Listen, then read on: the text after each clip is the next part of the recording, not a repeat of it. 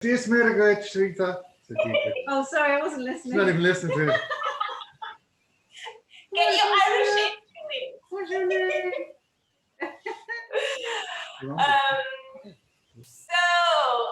Julie, you look so lovely today with that pink top. Yes, I've made an effort. So this is Rita speaking. If this is the first video you've seen on YouTube, this is what I look like. I'm a white woman. I have dark, straight black hair, thing on top of my head. I wear glasses, and I'm wearing a black top. And behind me, there's a white wall. I'm in my kitchen, and I'm leaning on my kitchen table. Over to Riot Rye. No, you go first. No, I'm going first. Hi, good morning. My name is Julie. I'm wearing a pink top and a lovely pink silk scarf around my neck that my friend Jane gave me as a present. I've got blue glasses on and white. I've got grey hair. I'm sitting in our wood-fired bakery. So I've got a lovely fire burning at my back. And the wall of our wood-fired oven is painted red. Hi, I'm Joe, and I'm 50, white male, grey hair. I'm wearing a blue shirt. We like to wear dark with our red background. It kind of goes well with it. And behind me here is Alan Scott. As I said before, he's the man who designed this oven here. It'd be known as an Alan Scott oven. And over this shoulder is a symbol. We have a left hand holding what should have been rye, but they look more like wheat. And then we paint it up, and then we have that as our logo for Right Rye. Okay. Great, thank you. Super. Okay, so how did you get on last week? The big reveal. Ta-da! Now, the reason why there's only, so I baked twice. The reason why there's only 4 is because I can't stop eating them. And so last night I was like, Chris, can we not eat them all because I need to share them with you? So, I mean, they look a little bit, they're not the prettiest things. That's gorgeous. Yeah. That's a look. Yeah. And look, I don't know if you know, but I put little stars. Can you see I put little stars on them? We can. Very pretty, very nice. Yeah. No, because I took a star cutter and I cut it from here and I put it there. And the first time I did it for their hearts. Oh. So we love them. And actually, the second time, this batch was a lot more sour than the first batch. Mm-hmm. And I'm wondering if that's because the starter is a bit better the second time. Yeah, and it made, that's what I was saying, the longer you leave them, so if they were left ferment for longer, they would get sourer. And as the starter, if the starter was older, they'll get sourer. And that was the idea behind these. You can play around with flavor through the fermentation, and you can control those depending on when you get experienced at it. You can kind of, I like them this kind of sourness and this flavor, and you play around with the leaven and how long you keep the dough. And that's your Barbara Hepworth. Stick a hole in it. Looks much better. That makes absolute sense, Joe, because the second time I think I left them proofing for too long. I made a mistake, but actually we prefer this flavor, a bit more sour actually. So that makes absolute sense.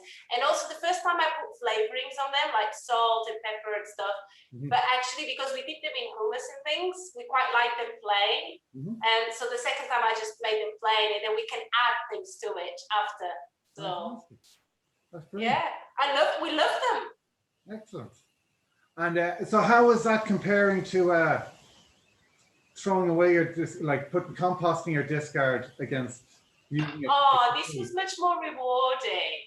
It felt like, you're making something with it and then you're eating it. It just, it made me happier. Nice. Maybe because I can't yet see the results of course, the compost yet, because, but yeah. I've been watching your videos of Carmel as well. Excellent. Yeah, the beds are marked out, and today I'm actually planting some potatoes. That's my task for today. And then tomorrow, Carmel's gonna give me instructions to plant a few more things. So it's starting to, if you go to the land now, you will see it all drawn out and like with markings now and stuff. So it's starting to happen. Yeah, brilliant. Excellent. Yeah, so I suppose this week we're going to So I'll see you in a bit. okay, Yeah. I'll see you in a minute. In a bit. Yeah, so you're going to make some bread this week. Should be ready. I know. Yeah, and so Let's hope it works. oh yeah, I will, and it's a process. And the reason, like, you're going to be making bread now for the next, what, 2 weeks or 3 weeks, or forever more. But as part of our, the rehearsals and stuff like that. And because we always recommend when people are starting out that they do it at least 3 times. The first 2 times you're just giving it a go, and then the third time you're going to have to do it with somebody else in mind, and you have to gift it to them, and it'll push you a little bit harder each time. And baking, it's a repetitive process. You learn, it's a craft you learn through repetition. So you don't expect the first time to do it. And this is why I was asking you at the very first day if you want to learn to bake, or just if you just want to bake a loaf of bread.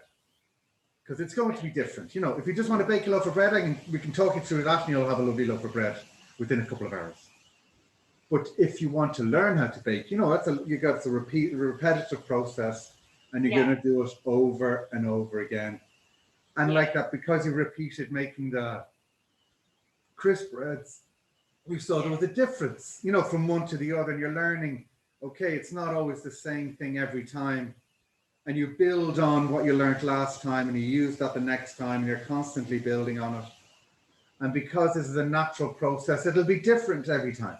As the days are different every day, your loaves will be different all the time, and you're different. So you're not it's not about homogenization, it's just about creating food and eating it and accepting it. It's like performing, isn't it, Joe? Every time you perform a piece, even though you're touring, you're performing the same piece, it's different every time. So it's the same thing. It's a live process. Yeah, and you might be following a kind of a process, that's set or not set, but there's certainly, you got to give yourself that freedom within it to be able to make your own decisions, and change it as you go along. So I tell you what, before you continue, I'm getting really good arm muscles, because obviously for the past 3-4 weeks I've been milling rye all the time, like not every day, but because I do it in little bits. So like my hands are starting to work a little, to hurt a little bit, and I was just really aware of all the movements I was doing with them, with the folding of the dough for the crisp breads, and just became really aware of the physicality of it, like a dance, like a choreography. And I'm loving the fact that I'm having to do it. So your task, and like Carmel's, which I can just take like 3 hours, go and do it for the week, yours is requiring me to do something every day. So it became almost like a ritual. Okay, it's the time to do this, to mill the flour, to do the starter. So that's unexpected for me. I didn't expect that to be such a ritual thing that this has become. So yeah, it's lovely actually. It's really interesting. Who bake, it becomes that. It just becomes a practice, either a daily practice or twice a week or weekly. It's something that they get into over a long time, and it just becomes what they do. It gets built into your life, and it just becomes like that, a practice. And it just, especially with natural fermentation. And then we do that, and we just keep repeating it, and it just becomes part of what we do. So did you have a chance to look at the common loaf? I did. Yeah. The video that we sent you. So the recipe that I gave you as well to do with that is to make 1 loaf, and I have that. So that's just to make an 800-gram loaf. Where on the video it makes 2 loaves, so that the recipe on the video is slightly different to the recipe that you're going to be using. Which is the one you sent me in the Word document. Yeah. Just for 1 loaf, because it'd be much easier. Usually I have it for making 2 loaves, because it's so much effort to make 1 loaf, and you're going to scoff it so quickly that you might as well make 2 and keep 1 for later on. We'll just do it with you. And and that recipe, I suppose, have we spoken to you about the common loaf? And why we No, you haven't. So what you did was you asked me to do something different with the starter last night, which I did. Yeah. And then you just watch the video, which I did. But you haven't told me about what a common loaf is, really. Okay. And the idea, so it started around. Just 1 second. Just 1 second. Yeah.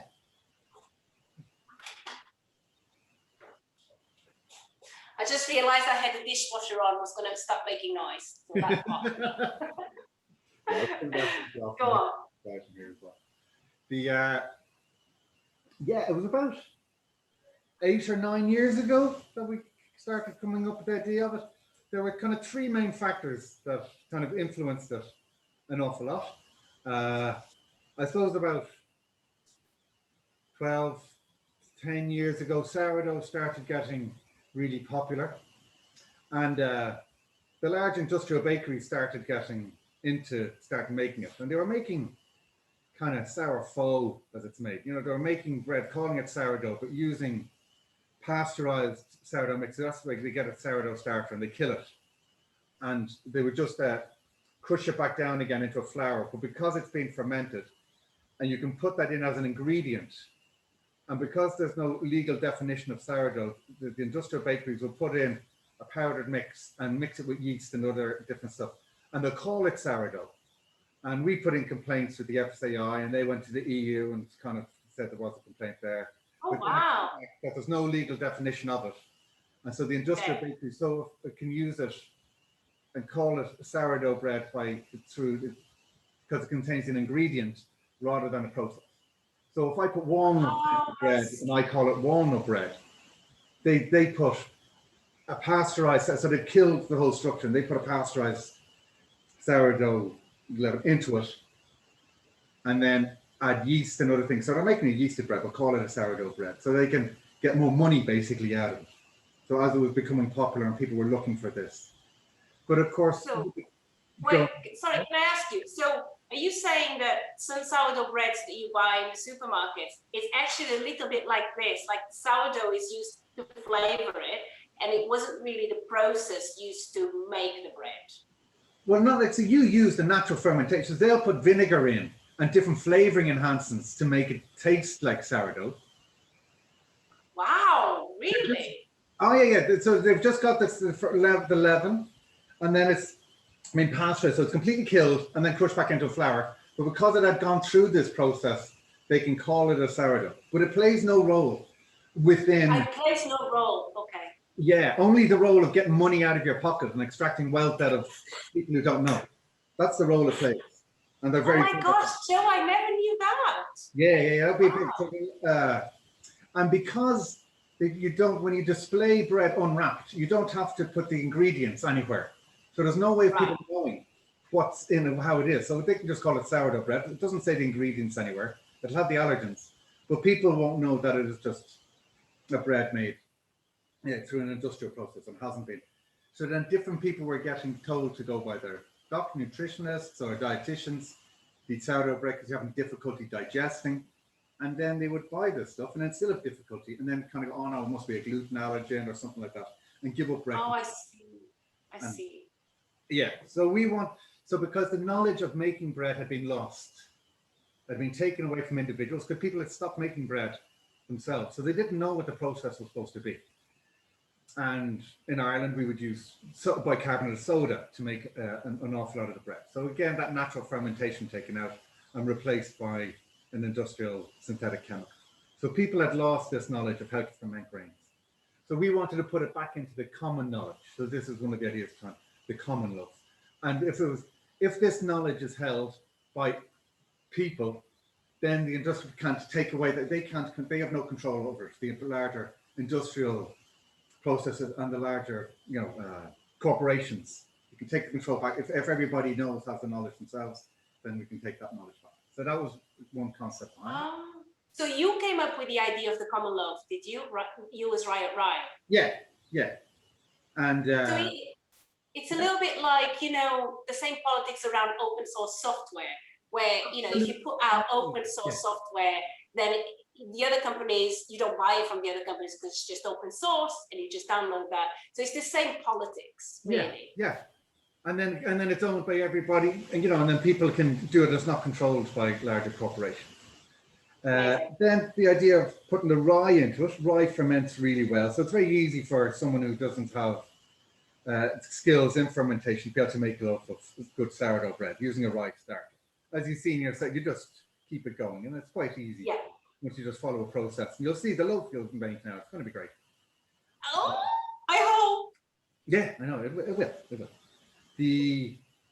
And our farmer. So then around, it was about 8 years ago. Yeah, Pat, the farmer on our farm here in Cloughjordan in the CSA, he was growing some rye, and usually rye is grown within organic farming and part of the crop rotation as a green manure, and then it's ploughed back in.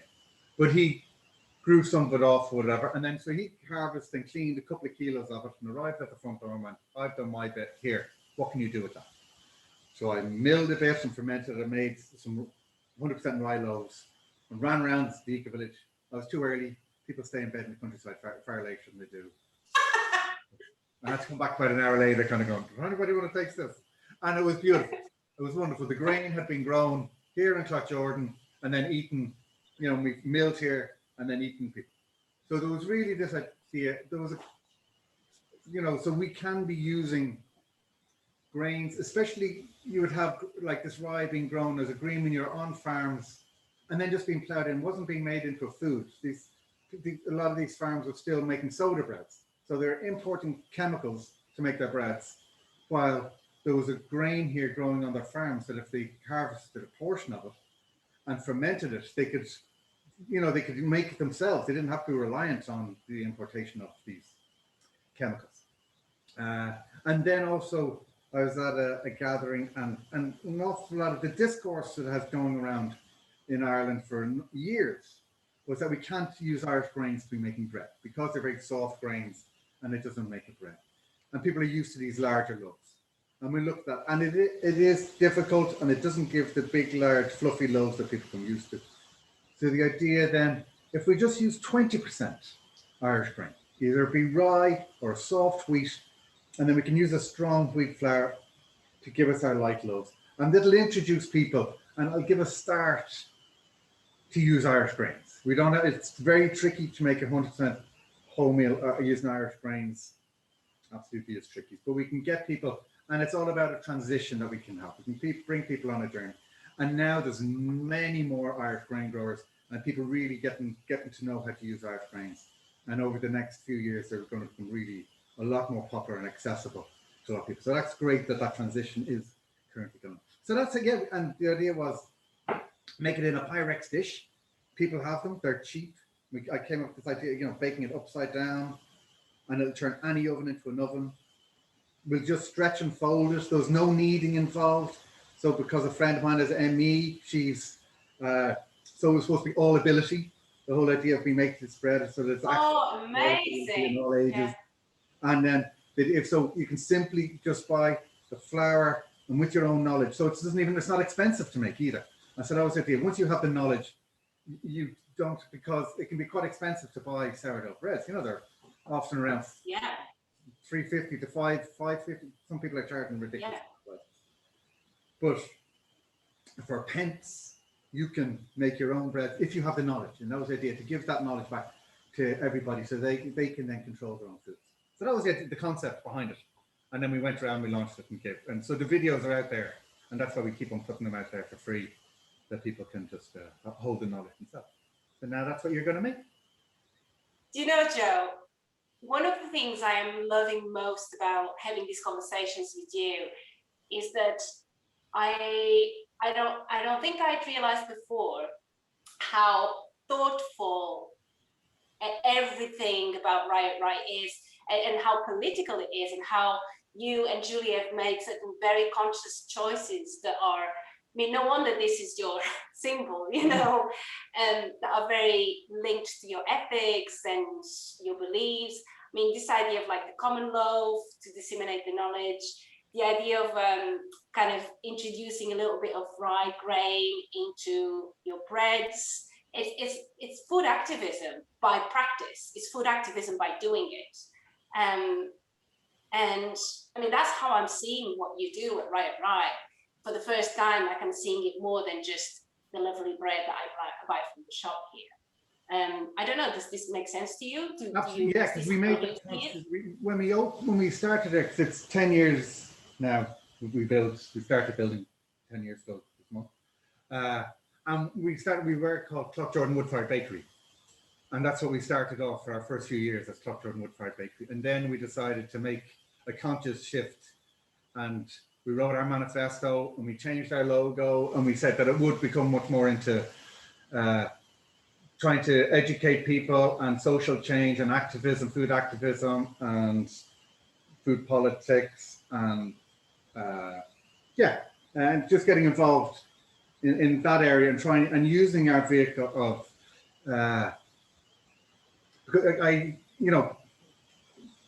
the nice pretty pictures that would go up, kind of all the bread is really nice, so you can gain a lot of followers, but then also behind that you can start pushing out a lot of much more political messaging behind that, or sharing people from other groups. So if you can gain these nice, by using nice pretty pictures that can attract people, but then also use it to be able to push out another message as well. Because the only message that was being put out was by people with a large advertising revenue, or the large corporations. They're the ones who dominated the conversation for years. Now it's okay, social media has really opened up that access for everybody to have a voice, and then everybody can use their voice. But for a long time, people didn't have a voice, and the only way was through television or radio, and that was dominated by money, which was the power. And so to be able to use our voice to be able to help create change is something which we're building an ecosystem, kind of, if I don't, Yeah, it's great. I'm loving learning that from you, as well as the practical tasks about making bread. So thank you for that. Yes, it's great. And it's great being able to have these conversations, being able to say these things, because we don't really, I don't go around as much talking about them. So we'll get on with making your loaf of bread. So what's really important, so you're going to, after today, you're going to make the bread today? Yeah, so straight after this session, I'm going to get on and do it straight away, because I know it's going to take me a few hours to fold and stuff, isn't it? So, and so you can do I just watch you? Go ahead. Do I just watch you now and then do it later? Yeah. Yeah, so all I'm going to talk to you now is just about getting your about the leaven. I sent you that image, and we can call it up in a second. With the graph, and I'm going to talk you through that, because that's really important when you're making sourdough bread. It's getting your starter and then just right for when you want to make it. The processes after that are easy enough, and you can just follow the video that we've sent you for that part of it, the stretch and fold and all that. That's just fairly straightforward, but it's maintaining your starter and just getting your starter into the right area, which is what you kind of need to learn, and that'll really help you forevermore. The rest of stretching and folding and developing the dough, that's easy. That part is. Okay. Yeah, so we have if you want to call up, can you call up that image then, the graph? Okay, can you hear me? I can hear you. Can you hear me? Brilliant. Yes. Okay. Can you see the image? I can see the image, yeah. That's great. And so first of all, this was originally, years ago, there was a guy called Adam Vetch on Twitter who posted up this image he drew. And it just kind of encapsulated everything to do with a sourdough starter. So I just wanted to share this with you and talk to you about getting your starter just into the right place for you to make that work every time. It's going to be much easier for you if you can get your bread into this middle bit. See there between, it says 8 to 16 hours, the vibrant starter. Yeah. In the middle of the graph. So if you have, your leaven, which we were saying, our terms change from our starter. So for the last couple of weeks, you've just been building up the ecosystem within that mix of rye flour and water. And as the Okay. ecosystem building up, the amount of bacteria and yeasts are building up and building up and building up. And now for what we call our leaven, that's going to be the portion of that you're going to use to make your bread. And for this, we're being a little more particular in the quality of that and what condition it's in, because that's a portion of your bread. So as we were saying, that the recipe you're having there is 20% rye or 18 or so. So the amount of starter that's making up nearly, it's 30 something percent or 40% of your finished loaf has been pre-fermented through the starter. So we're very conscious of the condition of that. If it has over fermented, it's then going to affect your bread, and your bread can start breaking down before it goes into the oven. And if it's under fermented, then there won't be enough bacteria or yeasts in it. And it's the yeasts that are going to give us the carbon dioxide that's going to make our bread rise. And there won't be enough of them to make the bread rise sufficiently. So you're going to get a pancake. So, but if you, and so as professional bakers, we use our starter all along that curve, and we play around with it. And but it really changes how we approach the dough, changes depending on where the leaven is on that. If it's very young, if it's a nice vibrant one, or if it's coming out the other end, it's got big acidic flavors and all that. And we change our approach to the dough. But for you, because you're just starting out, if you just keep on aiming to get it into this vibrant starter space, your loaves are just going to pop up and you get a lovely loaf of bread without having to think about it too much. And for this, we try and focus on just getting it into you. So a couple of little tests early on. So this is kind of a 24-hour period.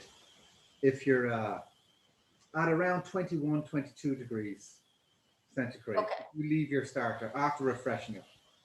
And it's kind of being refreshed 1-1-1, so equal parts the original starter, then adding flour and water. And it's, the bottom of that curve is showing early on. There's very few bubbles in it, and you can taste the flour. If you take a little pick of your starter, you can taste the flour for the first good few hours, because the bacteria hasn't gobbled up all the flour in there and to create the food for the yeasts. So what happens? I see. And you can taste the flour. I see. Yeah. And this is why I get you to taste your starter as you go along.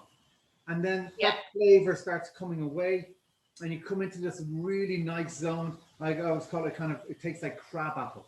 It's a blend of sweet and sour. And that's the sweet spot you're really looking for. Getting a nice sweet and sour flavor. And then as we go past the peak and it's coming, then those really sour vinegary flavors start building up, and that starts moving out the other side. It's going past its peak. And then you can use your starter out there, but it becomes a lot more difficult to work with. So we're because it'll start breaking down and it'll start really affecting your dough. So we're aiming for the sort of between the 8 to 12 hours. Your starter is going to be about 14 hours after you refresh. What time did you refresh it last night? 10 o'clock. Okay, so then there we have it. So it's around 13 hours in now. Do you have it there in front of you? Yeah. Do you want to see it? Yeah, and you get you to taste it? Yeah. Shall I stop sharing the screen? No. Or shall I keep it on? I can still see you. You can see me. Oh, you can see me? I keep the screen up there. Yeah, it's great. Okay. So, shall I taste it? Yeah.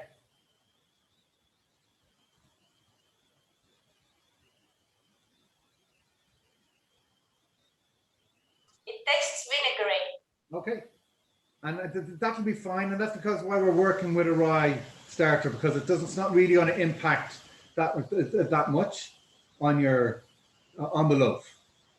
If it tastes floury, we would have a concern, because that would mean that there's not going to be enough yeasts in there. No, it doesn't taste floury. Yeah. Are there holes in it? Yeah, there are lots of bubbles. Excellent. Yeah. Lovely. Yeah. Right. Yeah, it looks, when you touch it, it's kind of spongy. Yeah, nice and spongy. Lovely. Okay. And so you've seen how it's changed over the 2 weeks, yeah? Yeah, especially Joe, the second week, it really started to change. So the first week, you kept saying you should see bubbles, and maybe I saw like a few tiny bubbles. Yeah. But then the second week, I really started to see the bubbles, and now I can really see them. So, and the smell, I noticed particularly the smell changed. I don't know which day it was, but at one point the smell really changed. Brilliant. So, and that's what we like to do, really using your senses to understand what's going on in it. And so all those bubbles are showing that there's a really huge amount of yeasts in there now. And it's those yeasts we want to make our bread rise. So that's a really good sign that we've moved on from just the mixture of bacteria and different enzymes, and we have an abundance of yeast. So that's brilliant. So I also want to show you, if you're using a wheat starter, so this, sometimes you're going to want to make wheat breads and thinking like breads just using a wheat. But this little bit, so the top half of it, it's showing a little jar, and it's showing what's called a float test within that image. And we don't bother doing that with the rye, because the float test is showing us what the gluten structure is like and what the yeasts are like within a wheat starter. And I just want to show you. So here I'm taking the wet spoon, and you're taking a portion of the, and I'm putting it up, and you don't know if you can really see that. I'll taste that. Can you bring it closer to the camera?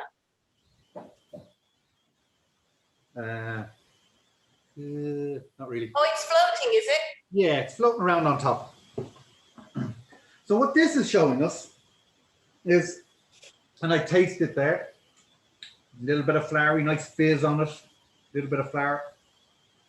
So early on in the mix, so when you mix together the original starter with flour and water, the bacteria haven't created enough food for the yeasts in it. So, and the yeasts are producing the carbon dioxide. So when you put in a blob of the flour and water and starter mix early on, and it sinks, and that's demonstrating that there's not enough yeasts in it to hold up that amount, because they haven't produced the carbon dioxide.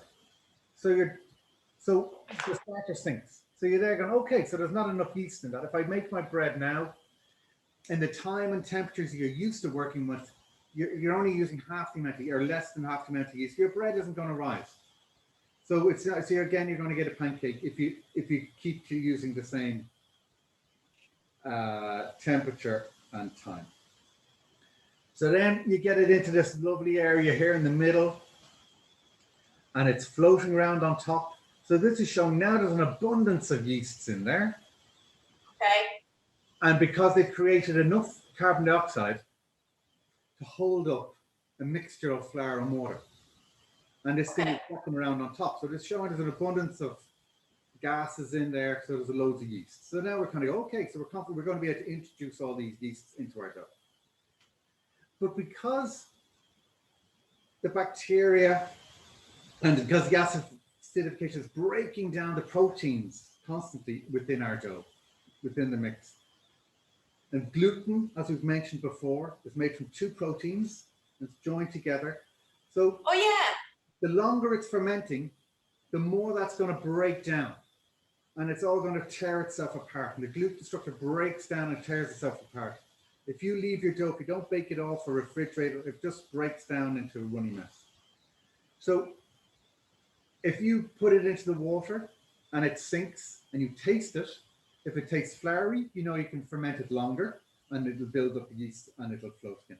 But if it tastes really vinegary, you know it's gone past the peak, the gluten structure is broken down and all the gas is released.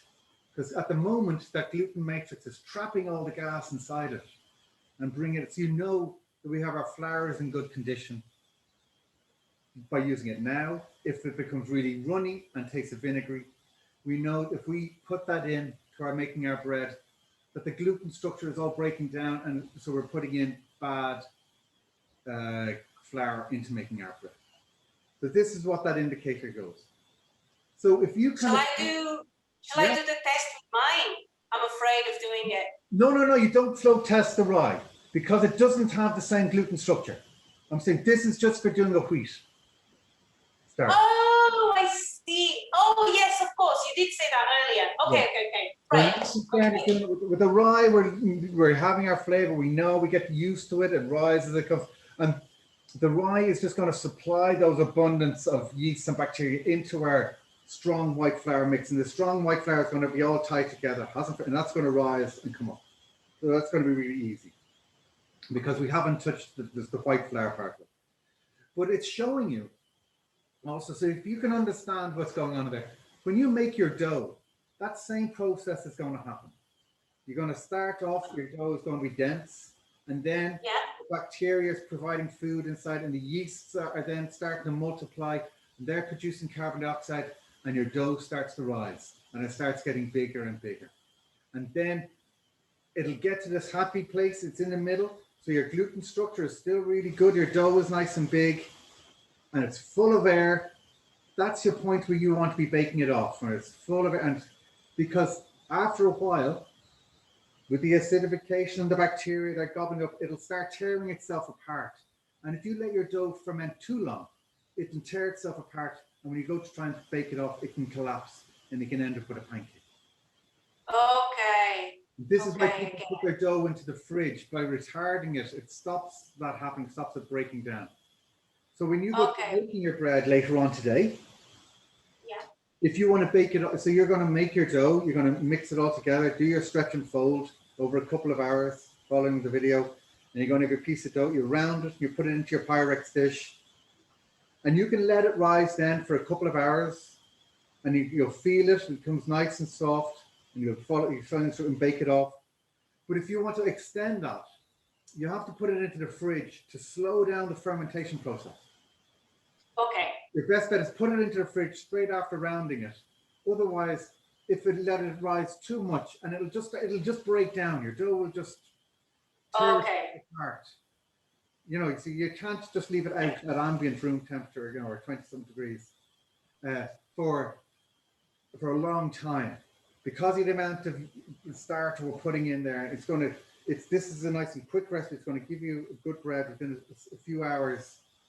If you just want to bake it off, you know, straight after doing your dough, kind of bake it off kind of 3 hours after developing. As I said, but if you want, it's really nice if you want to make it in the evening time, put it in the fridge, bake it off first thing in the morning. That's a really nice process. Fresh bread on your table, it's first thing in the morning. So this is why so next time when you're making it during the week, so I asked you to refresh it kind of 12 hours beforehand. So it's coming into that nice peak, and you'll be fine for doing that when you're building your leaven. So just if you're conscious, then refreshing your starter, if it's been in the fridge, don't have to worry about that. But when you're building your leaven, trying to get it into a nice place that it's just right, and then your breads are going to just triple up. And so your main thing when you're starting out in sourdough baking is bring a huge focus onto getting your starter and your leaven just right. It's getting them into, that's the main thing. Because nothing else is going to work out right for you if your starter and your leaven isn't right. That's your main thing. And the most difficult thing for people starting is to remember to take it out of the fridge the night before to refresh it. It's not something you can just wake up in the morning and go. Where we're coming from. Later on, there's loads of tricks. There's a whole other world. But when you're starting, start slow. Absolutely. And so loaves of bread. Focus on your starter. The rest will happen nicely for you, and you'll end up with a lovely loaf of bread. And just focus on that. Okay, so let me say all back to you, high level, of course, to make sure I've understood. Basically, the reason why you asked me to refresh the starter at 10 o'clock last night was so that, but after this lesson that I'm having with you now, I'll be, the starter will be at the peak, ready for me to start the process. And so that's why I'm going to do it straight away. And I am going to follow the video process, but with the measurements that you sent separately to make one loaf. And I'm going to follow the process all afternoon and bake it. And also, as soon as I use the starter, so then there's also this other thing, this third part, which is how to take care of the starter from now on, which is at the end of your document. And I'll keep doing that, which is to take it out of the fridge 12 hours before I want to bake again. Yeah. And so and so also the other thing to remember is that the same kind of curve that the starter does is the same curve that the dough goes through when I'm folding it, putting it away for half an hour, folding it. And this is the reason why in your video, you see, I noticed that by the end, your dough was not just bigger, but it was fluffy, a bit spongy, like, and that's when the dough is like at the top of the curve as well, yeah? So if I understood more or less. Yeah, perfect. Yeah. Okay. And I have it that because you were going to be baking during the week, so your starter won't need any extra refreshments during the week. It'll be fine. That's where we start on the rye starter as well. You can just leave the starter in the fridge for the whole. If you're only going to be baking once a week, just leave it in the fridge and then just take it out 12 hours before. If it was being left in the fridge for 2 weeks, you'd have to give it 2 refreshments. You take it out a day beforehand and just build it up over 2 days to have it perfect into the right place. I see. Because you're just going to do it within 1 week. And then perhaps we can, because if there's people following this, and we haven't shared the recipe, maybe we'll pop it up at the end.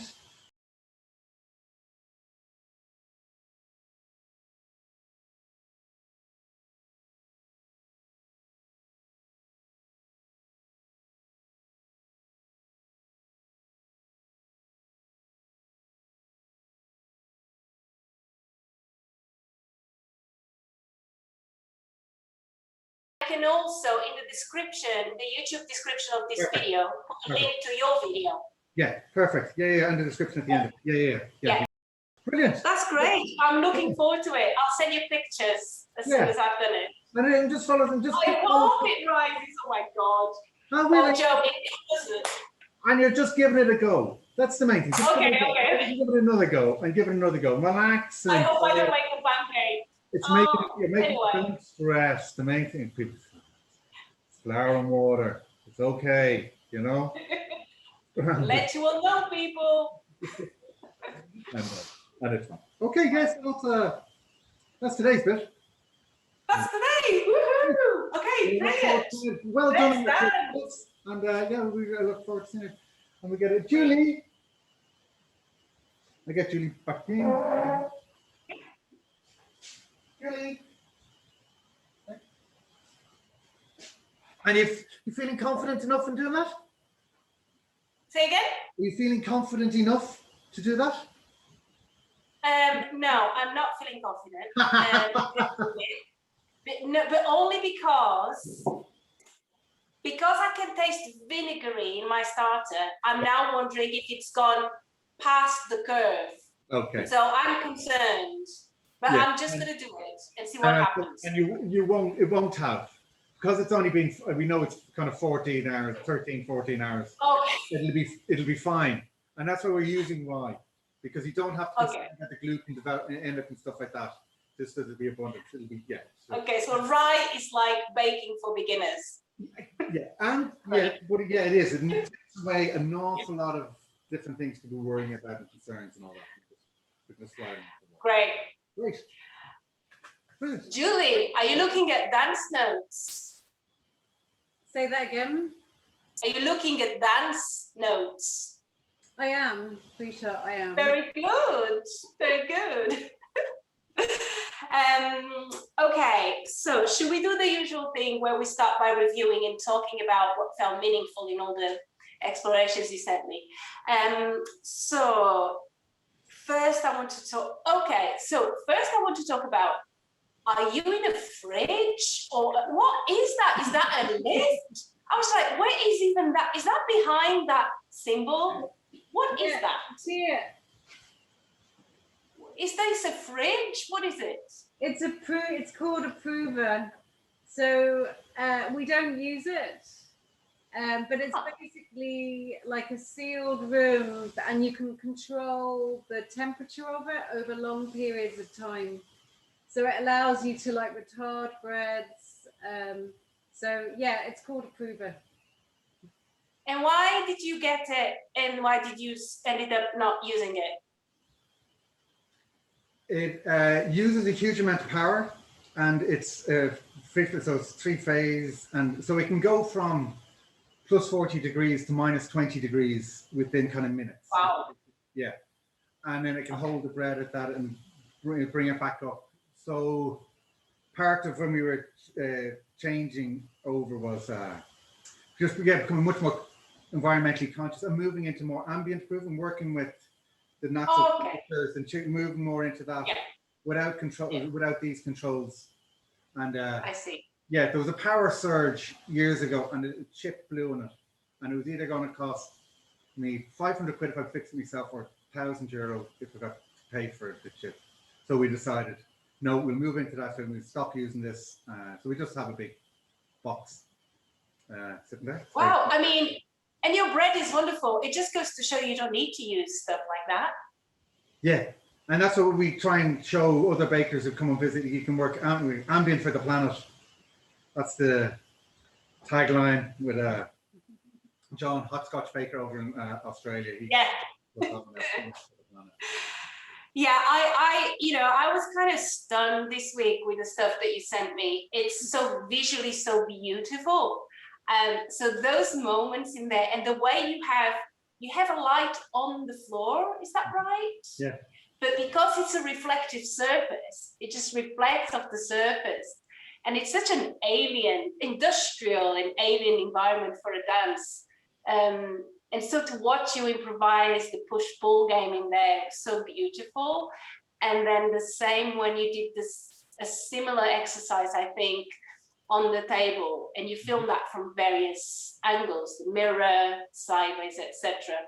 So I just wanted to talk a little bit about first what it felt to use those two areas, the table and the proofer, those areas of your site. And then also, how did this push-pull game felt to you? And yeah, just take it from there. Why is Julie laughing? To be honest, we end up, it takes us quite a lot of time to set up cameras and things. So, so we didn't spend very much time working on the table. Like, we need to spend a lot more time on it. We only started. So I feel like the contact work, what we're doing is very kind of unclear. So we need to work a lot more on that. But it's something I'm interested in working on. But I think what I find really interesting, I'm not sure if I said this last week, was because we're partners, we know each other physically really well, and we work together all the time anyway. Did I say this last week? No, you didn't. So I'm just finding it really, really interesting to be dancing with my partner in life and also my work partner, because we know each other so well, and we know each other's physical cues really well as well, and we're really familiar with one another's bodies, and so it's just really, it made me think. I was thinking of these kind of famous dance partnerships where people are couples as well. I was like, wow, that's amazing to have that other level. So it's really interesting. Like, this is the first time I've danced like this with Joe, really. Like, I think I called you into doing a student piece at one point years ago when in this church hall someone was doing it, I don't know, whatever. But so it's just really interesting to notice that. And then of course we have loads of habits, really established habits in terms of how we relate to each other physically. So that's all the initial stuff that was coming out, you know, the initial like, blah, blah, blah, blah, and it's just like, right, just get that all out of the way, and then what's going on. So I think we're going to need to be, I noticed for myself anyway, and then a lot of it's new for Joe, obviously, which I'm forgetting. Because I'm completely forgetting, and he's like, well, hang on a minute, you're doing this, and I'm like, oh, I've just gone off into something, and he's like, well, that's not what we're meant to be doing. And I because I'm used to improvising with dancers where you can just go off on something really quickly, and so it's just throwing out lots of things like that. It's quite interesting. And then I've got all my usual movement habits and pace of moving and stuff, and yeah. So, but it's really nice to be doing, and that's my experience. How about you, Joe? Yeah, and it is great. It's great, yeah, to be doing content and dancing together. And we have to do a huge amount of practice within it to be able to pull anything out of it. But like at the moment, it's fine because it's just really exploring ideas, and because we are so tight for time, just even doing, like, we only got to do maybe 3 2-minute shots in there, but it was like, okay, yeah, there is something worth exploring in that, you know. So it's only kind of, if there was nothing there, then grand, okay, there's nothing to explore in that. So it's like, even though we're only spending a little bit of time looking at things currently, I'm kind of fine with that we're not spending, we do a whole hour just and then go, no, there's not really anything there. Just to be able to do this investigation, and it's just, at the moment for me, it's just exploring kind of, is there something there? Yeah, there is. Okay, we'll come back to that. But now we're halfway there, so I'm getting a little concerned. About things to go. Don't be, trust. I can imagine, but trust. But it's interesting what you say. It's exactly. I mean, I don't just use this process, but this is one of the processes I sort of develop over the years. You know what it's like. It's the same with your own baking process and your own artistic process, Julie. You sort of develop something without realizing you develop. It's like, oh, I always do this. So, but this is exactly what I'm asking you to do. So it's almost like an archaeological exploration of if there is art and dance in the bakery, and you in both of you, and like archaeologically exploring what that is, and you excavate a bit here, and you go, I didn't find anything. You excavate a bit there, you find, oh, there's a little thing. We'll come back to that, and you keep excavating. And so at the moment, I know it feels a bit like, oh, it's just a thing we did in the proofer. We don't know what that is, and it wasn't. There was no in-depth exploration of the movement, but that's fine, because that's exactly what I'm asking you to do, to stay very surface. And what this is doing for me is because, so I only have this window into your work, right? I know your bakery, but in terms of this excavation, all the things you're finding out, I only see it from here, which is good, because this is how the audience will see it. But it's enabled me to kind of go, oh, there's that. And it's all already coming together for me in a way. So I hear you, Joe. And I hear the concern, but it's all going to be. No, that's what you're for. Yeah, no, that's trust me in it. Yeah, absolutely. And what you said, Julie, about, these are the layers that you're finding that come into your mind when you work with Joe. I mean, all those things, of course, are part of the excavation. They're all there, and maybe not all of them need to be in the piece, but some of them inevitably will, because you are you. Both of you are you. Your history is your history. And that's all fine, I think, as far as you think is fine too. So, yeah. Okay, so I definitely think that visually, those shots are very interesting. Both the table ones and both the proofer ones. And what you do together as well. And I love it when you do something and Joe is not expecting it, and then Joe gives you a look and then you laugh. I mean, I think that is beautiful, but of course we can't choreograph that, because then it wouldn't be authentic. But what I'm just saying that, I mean, we'll talk about kind of performance mode later on once we have a thing, but I personally really love that very natural way of doing things. And then if a laugh happens, then it happens, and it's just there because it's just there. So yeah, does that make sense? Yeah. Mm-hmm. Great. Okay, now I want to talk about other explorations of sight and drone. Oh my gosh, the drone footage is amazing. What did you think? But before I say anything, you tell me your thoughts when you saw it.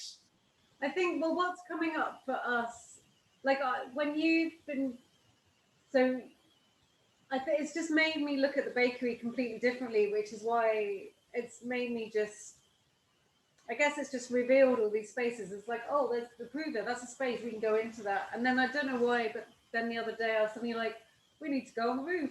And obviously, and because we do walk up on the roof. But I think because we started like the stuff that we sent you this week with just filming Joe's feet. Yeah.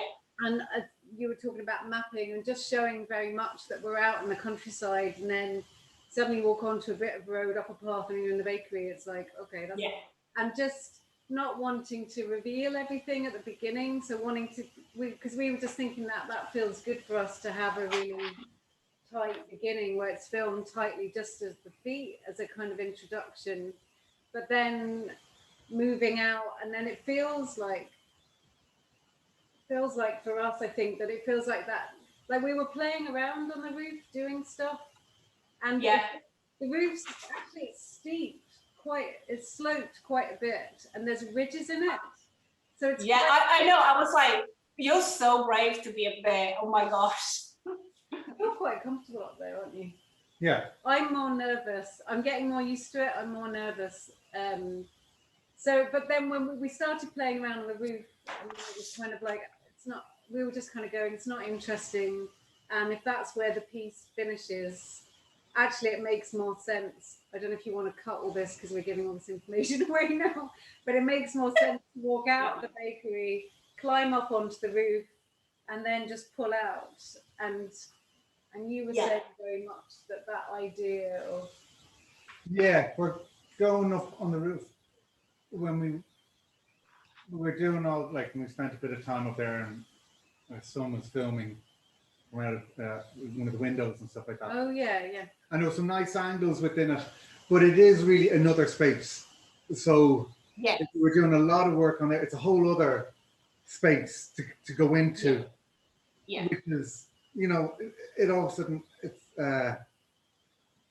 it would add too much onto the piece. You know, like there was kind of, you know, we're doing stuff in here, and then all of a sudden, oh shit, we're in another place. So even viewing it, or even for us, there would be a huge change.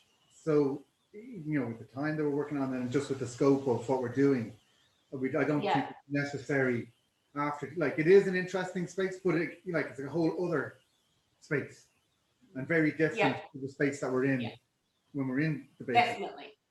And I really like the idea, because, you know, as you're hearing through the conversations that we're having, that we work within this quite small space constantly. Yes. But really, we look out into this much bigger space, a global kind of image, and this is how we look and view. So this is why it was nice using the drone shot of a much bigger, you know, of a much bigger space than we inhabit physically, you know. So this is why I like the idea, you know, doing our movement and doing our work in here, and then bringing it out, because it kind of exposed that side of what we do. It really illustrates. I think that's what's great about the drone. It really illustrates that. Yeah, I agree. Let me just say back to you to see if I understand. So you're interested in the idea of the drone maybe as a kind of end moment where it kind of pulls out and you're on the roof, but not so much because of time constraints, and also because of many other things like risk assessments and all sorts of other things. The idea of actually dancing on the risk roof. assessment. Okay, we're comfortable.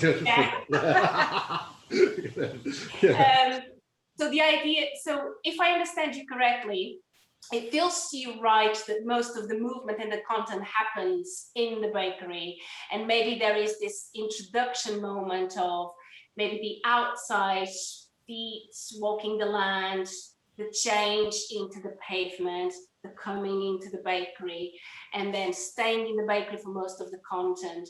And maybe there's a going outside. I mean, this doesn't have to be it, but I'm just trying, at the moment, a going outside, a climbing onto the roof through the wood, and then just that moment where it opens out into the eco village and Tipperary. Did I understand it correctly? If not, do tell me. Yeah. But also, I really liked the stuff we were doing, showing the wood, because the timber is really important to us. Remember the word stuff we did, that play last week? Oh yeah, for sure. For sure. And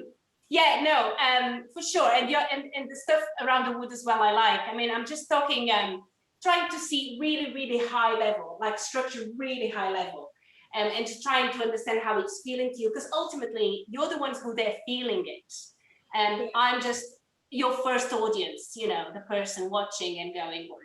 So so I think that that mapping of the space makes sense to me, everything that you did. And even the original shots on the roof that Julie did from the ground as well, and the way you were framing it, although those might not be necessary, but yeah. Feet on the land, love the woods. Just the wood is so beautiful. Just any shots with the wood is. It is. The wood, Yeah, like it is. stacked wood is so beautiful. I think, so actually, because after the drone footage, I was looking back at the shots that I took, and I think it's better to film us getting up onto the roof from the ground, so we see those bits of timber. Yeah. That's nice. And then in a way, we don't need the drone until we're up on the roof and things. Until the end. Yeah. One thing I need to discuss with the drone person is, it's a technical thing. I'll discuss with him when we're done gunning, VJing from one camera to the drone camera at the end, but I'm sure that can be done. VJ from camera to drone, just to look at the technical possibilities. Okay, great. Then I was looking at, and also in one of those films, you know, when you came in from the outside, and then the camera just straight away went from feet to the wall to the oven. That's all I saw, which was great, because like, here's the oven, the core of everything, and then you put the light on. That light, so it became illuminated. So that was really nice. Yes, I agree. Yeah, it was a mistake. It was so funny. And then I know. I could hear you go, Joe. Can you put the light on? Can you put the light on? Yeah. So that's great. Did you ever think about any audience interaction? Is that an avenue you want to go down? That avenue, or do you feel like no? Okay. No. A couple of reasons within it. The time we have to work on it, my experience, as in, it's like asking, you know, if people are experienced doing improv or something like that, an audience participation. Yeah. For me to go into, like, it's a whole other thing to bring in then into what we're doing. That it could either be, could take away from kind of what we're, you know, it's another layer on what we're doing. Okay. Yeah. Right. So in that way, it's it's something. That's fine. I don't think they're really interested in it. Yeah, like you're saying, it's a whole. It's just Yeah, I agree. I think there's enough complexity here already. To deal with. Yeah, and to get them really well, you know, to work on what we have really well, it could be wonderful. And instead of a little bit of loads of different. Yeah, and in a way, you know, I mean, lots of people make those kinds of performances, and they work well when they adjust that. So the whole structure is being thought through in order to be that. So I stand in front of a camera, I give you my phone number, you text me some words, but I've already thought very carefully about how I'm going to respond. And that's the choreography, really. Mm-hmm. Whereas to introduce that at this stage in a process that is kind of a different kind of process, it's not it doesn't feel appropriate. So that's good. But I'm glad we went there, you went there, and then no, not this. Right. Then I wanted to ask you about, so I have a feeling that bare feet and then put the feet going into shoes has become a theme that is emerging. In terms of clothing and how you dress, do you have any thoughts around that? Yeah, yeah, I want to wear a skirt. Right. Because I like to wear skirts quite a lot when I'm performing, because I just like the way they feel. And Right. so I'll wear a skirt. I'll be wearing those clogs some of the time. When I go up into the roof, I need to wear my runners to be safe. And barefoot as well when we're on the table and things. So wearing a skirt, and I'll just wear a short sleeve top, I think. How about you, Joe? Yeah, me barefoot. You're saying short, again, not work clothes. So definitely, yeah. Okay, great. I'm always in my That's work a decision. when I'm in the bakery. So I Okay. prefer not to Yeah. wear work clothes. And barefoot, and then either long trousers or shorts. You were like saying I shorts think can wear work well. shorts, yeah. And then shirt. A Probably sleeve short sleeve shirt. Yeah. Okay, great. So that's as far as I wanted you to think about that. That this week, it's mainly the decision is conceptually what we're going to go for. Is it this is work clothes, or are we just purposefully not going that way? And in a way, I find it interesting, particularly for you, Joe, because you spend so much time in that bakery. Mm-hmm. It's almost like it's a performance, and you want to be dressed differently. It's a different role for you in that bakery. Absolutely, yeah. Because I put on my work everything. It's almost like you're saying, this is a different Joe, inhabiting the same space, but doing a different thing, and so therefore I look different. Yeah, absolutely. Like my work clothes are work clothes. You know, they're only worn in here in the bakery, and they're covered. Yeah. So it makes sense. Yeah, so just being able to remove myself, it just allows, be able to do. Yeah, that's right. It gives you a bit of distance. Yeah. And in terms of props, I don't think that did anything for you. Nothing came out of any. No, because like if we go back to like in the first week, and when we were, just the bench knife, the square ones, and I was moving them, but they were really to allow learning the movement. When I started playing the sounds that were there. Yeah.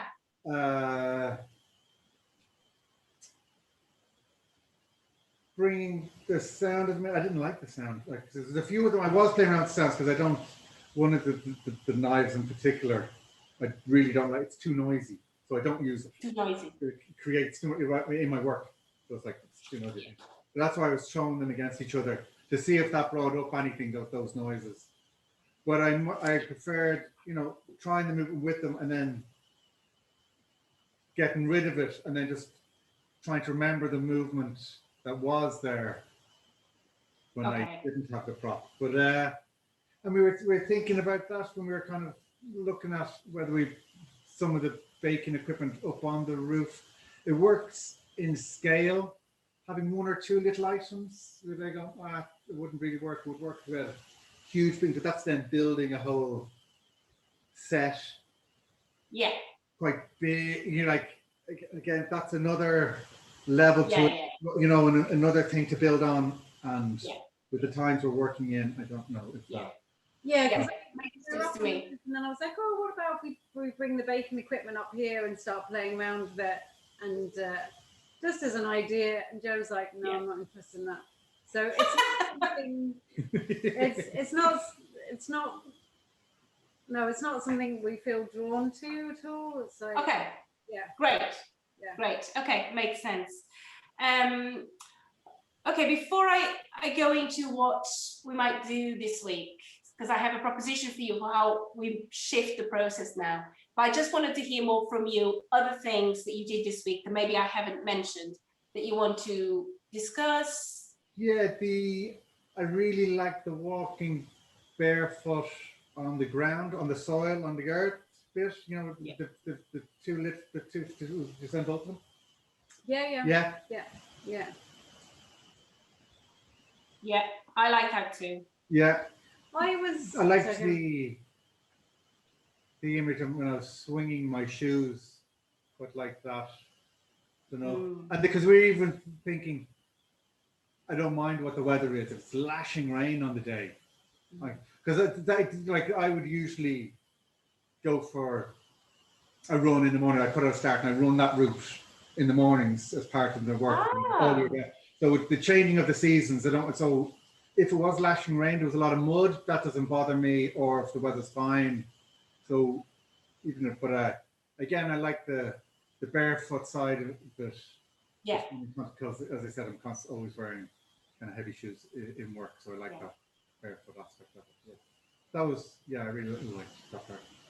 Yeah. Well, another thing that came into my head was I was doing a lot of writing while I was dancing out on the land last year. So I was thinking I might look at those. Yeah. Read some of those and just see if there's anything there. Maybe it's not, maybe it's a totally different thing, or maybe there's something there.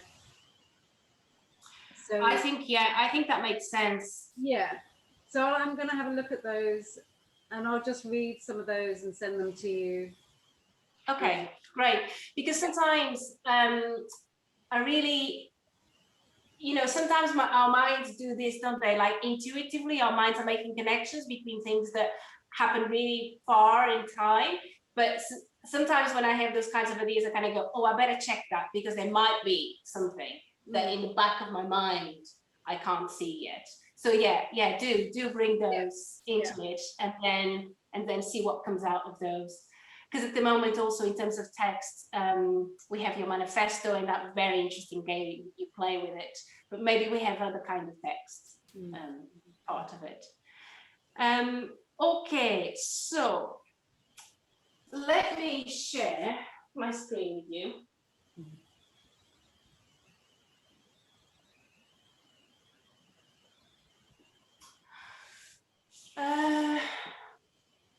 It's coming. Can you see that? We can see your Excel spreadsheet. Yeah, I'm just going to pull it a little bit closer.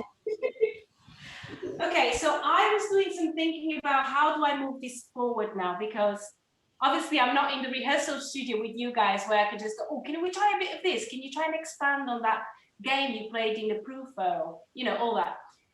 So I'm sort of inventing a process as we go along, like we all are. And so I thought that maybe a good thing would be to make a document that we have access to this week, where I can start maybe putting some of the things that stand out for me. So rehearsal 4 really is about excavating some of these archaeological findings a bit more and finding out what they are.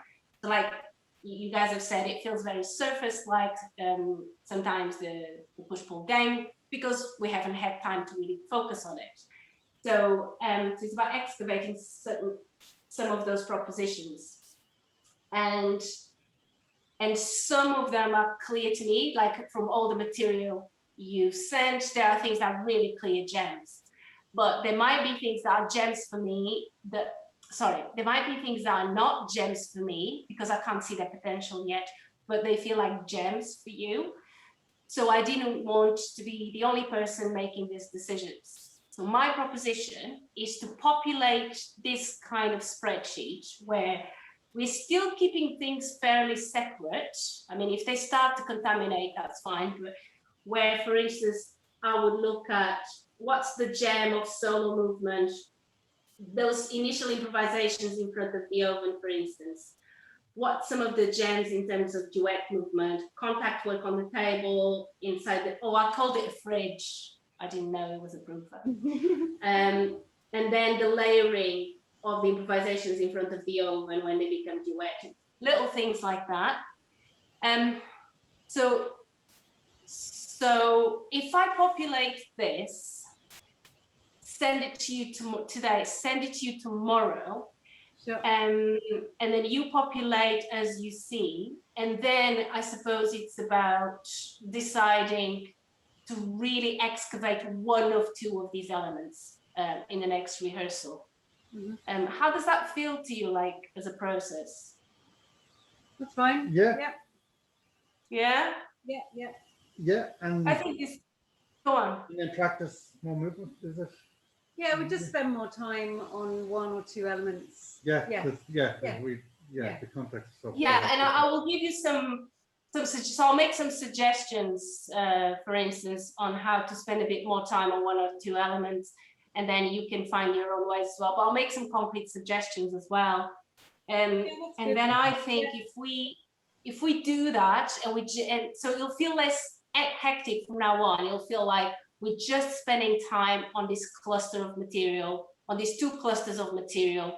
This week we're revisiting, so you'll have a memory of it already, and we're finding out what these clusters can be a bit more, and it'll start to feel a little bit more focused. Mm-hmm. Yeah. Yeah. Does that make sense?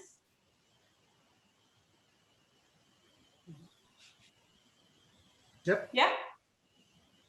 Okay.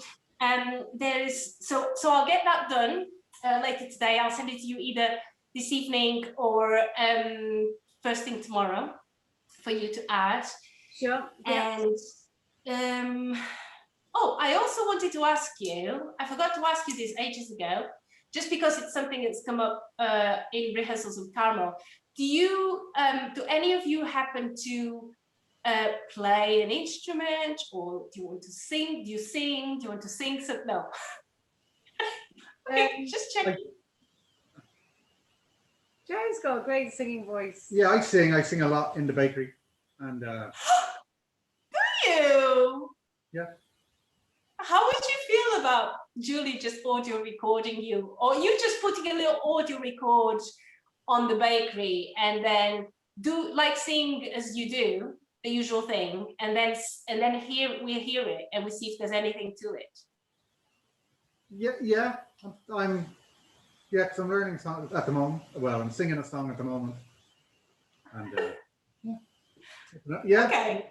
I do. I play music and sing along and just listen to them on repeat for like different songs, and I'll just sing. Okay. Because you can sing really loud and no one can hear. It's great. So do you mean you have the music playing and you sing over it, or is it silence in the bakery and it's just No, I singing? sing over the music. Yeah, just play something and then just keep on going back and put them on repeat and sing them and sing them. Great. Okay. I'll send you a little note on how to try something with that. Okay. And Julie, you don't sing anything, do you? I do. No, I sing and I hum to myself a lot. Okay.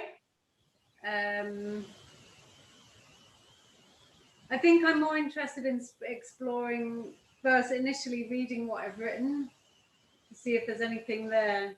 That feels Okay. Yeah. I feel more of a connection with that. With that. Okay. Singing. Yeah. That's fine. Yeah, that's fine.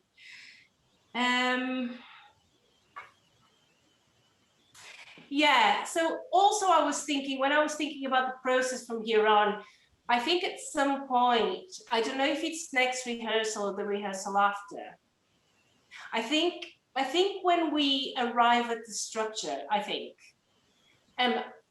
then the modality of us working might have to change, because my feeling is that I might have to, it'll become more directorial. Okay, so let's start. So this is the beginning. Can you do that? Oh, sorry, no, go back because I saw, the rubbish bin, the way you framed it, go back. So you might have to become a bit more like that. Mm-hmm. Yeah. Doing and maybe just being your outside eye constantly. But I think it's still early. I still feel like you need to go away and explore and cook it a bit more before that. But yeah, I think that's how it might develop. Yeah, I think that's okay with more to excavate. Yeah. I'm okay. I'm always happy at this place because I find it more challenging than, I don't know. Maybe I don't know if that's true or not. No, I guess I'm just enjoying this period of like dabbling here, dabbling there, dabbling, going, oh, let's try this. Yeah, I know. I love it so much too. I like you, like this is my happy place. And then I kind of go, oh, need to make a piece. Okay, need to be serious now. Okay, brilliant. So I'll get that sent to you with the usual email. I'll get baking bread. And if there's nothing else you want to throw into the pot, if there is, feel free. Yeah. Just to clarify, who's going to be, so apart from the drone filming, are we filming ourselves? So, yeah, so all this is going to be choreographed between the two of you. Okay. So for instance, you'll be like, okay, we start this scene with the thing on the tripod, and then Joe goes behind it and he moves the camera and he follows Julie around somewhere and then passes it. So this is what I mean. The choreography of the camera is going to have to be worked out Right, yeah. between the two of you, That's right. Yeah, just apart from the drone moment. yeah, that's grand. Yeah, we do. Yeah. We just need a bit of clarity just for our heads on that. Yeah. That's right. Yeah, whatever. Yeah, for sure. Yeah. Yeah. Okay. Thank you very much. And it's great. Yeah, really enjoying all this. Yeah, It's great being able to Yeah. like dance Me too. and have these conversations. Okay, guys, won't take any more of your time. Thank you so much. And for now, week 4, I say long. Happy baking and growing.